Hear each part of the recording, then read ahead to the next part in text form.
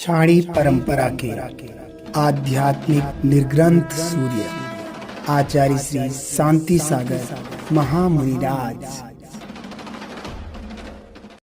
पावन प्रेरणा परम पूज्य आचार्य श्री भारत भूषण जी गुरुदेव। पुण्यार्जक श्री राजेंद्र जैन, अनिल जैन सपरिवार, गन्नौर। अरे देखो देखो ये चींटी इधर भाग गई। देखो देखो देखो अरे देखो देखो जल्दी से भाग रही है। पकड़ो पकड़ो पकड़ो मोड़ो इधर मोड़ो मोड़ो। अरे इधर चली गई।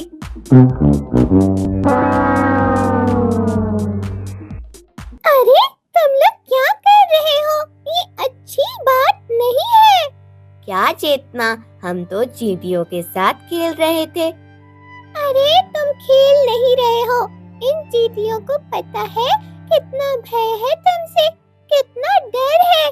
बेचारे डर के मारे भाग रहे हैं। अच्छा चेतना। हाँ, मुझे याद आ गया केवलदास के बारे में। केवलदास कितने अहिंसक थे, सब प्राणियों की पीड़ा को कैसे पहचानते थे। वो दृश्य मुझे अच्छे से याद आ रहा है। कौन सा दृश्य चेतना?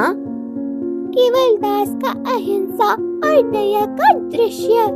सुनाओ ना चेतना, सुनाओ ना मुझे। अभी सुनाती हूँ, सुनो। एक बार की बात है, केवलदास अपने मित्रों के साथ टहल रहे थे। एकदम अचानक से भैंसा गाड़ी तेजी से निकली। उसमें भैंसा गाड़ी वाला भैंसे को बहुत तेज रस्से से मार रहा था। एकदम केवलदास का ध्यान उस पर गया और उन्होंने तेज से आवाज लगाई।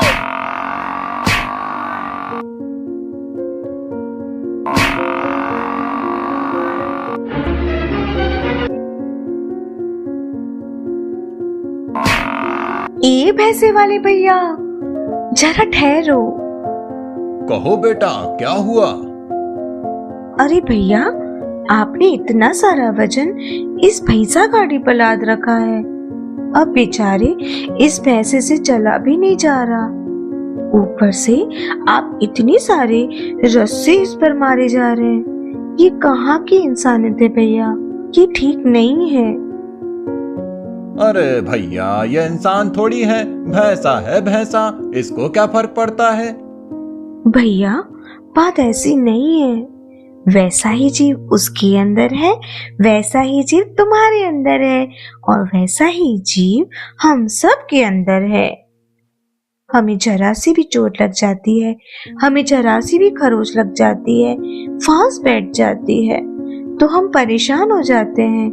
रातों रात सो नहीं पाते, दिन में भी बेचैन रहते हैं। और हम इस भैंसे को कितने रस्से मार रहे हैं। हमें जरा तो ध्यान देना चाहिए।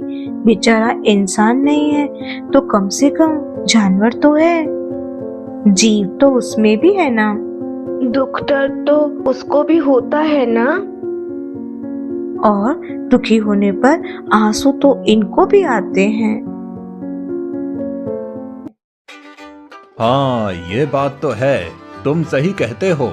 हम थोड़ा सा चारा देकर इससे इतना सारा काम निकालते हैं, ऊपर से पीटते हैं। ये हमारी अच्छी बात नहीं है। ठीक है भैया, आज से मैं ध्यान रखूंगा, बोझा भी कम लादूंगा और आगे से इसको इस तरीके से पीटूंगा भी नहीं। ठीक है? धन्यवाद भैया इस बात को मानने के लिए। तो समझे कि केवलदास कितने अहिंसक और दयालु थे। उनका जीवन कितना निराला था। उनका जीवन वास्तव में आदर्शमय था। चेतना, और सुनाओ ना केवलदास जी के बारे में। सुनाती हूँ, सुनो। जब केवलदास जी छोटे थे तब उनकी पढ़ने में ज्यादा रुचि नहीं थी। इसलिए वे जब पाठशाला जाते थे तो पाठशाला में पढ़ाई में विशेष रुचि नहीं रखते थे। एक दिन की बात है, मास्टर साहब पाठशाला में पढ़ा रहे थे। सभी बच्चे पढ़ रहे थे, परंतु केवल दास कहीं खोए हुए थे। केवल तुम पढ़ नहीं रहे हो? तुम कहाँ खोए खोए रहते हो? अध्यापक जी, नहीं बस यूं ही। यूं ही क्या? पढ़ते लिखते नहीं और नंबर कम आते हैं, अच्छी बात है कोई? क्षमा कीजिए अध्यापक जी, आगे से ध्यान दूंगा। अरे बेटा बताओ ना, तुम ऐसे कैसे रहते हो? तुम्हारी सुध-बुध कहीं कहीं रहती है, तुम पढ़ाई पर ध्यान नहीं देते। अब देखो ना, मैंने आप पर गुस्सा किया, मुझे अच्छा नहीं लगा, लेकिन ये उचित तो नहीं है। हाँ अध्यापक जी, आप सच कह रहे हो, परंतु बेटा?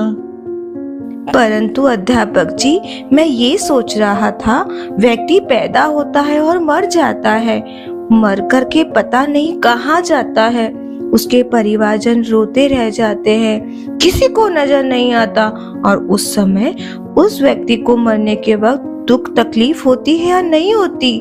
बाहर से तो ऐसा लगता है जैसे वो सुध बुध उसको नहीं है, शायद दर्द ना हो, इसी बारे में मैं सोच रहा था। अरे बेटा केवल, तुम क्या सोचते रहते हो? ये भी कोई सोचने की चीज है? चलो खड़े हो, पाठशाला की बुक खोलो और अच्छे से पढ़ो। जी अध्यापक जी। देखा पवित्र, केवल दास जी बचपन से ही कितने दयालु थे।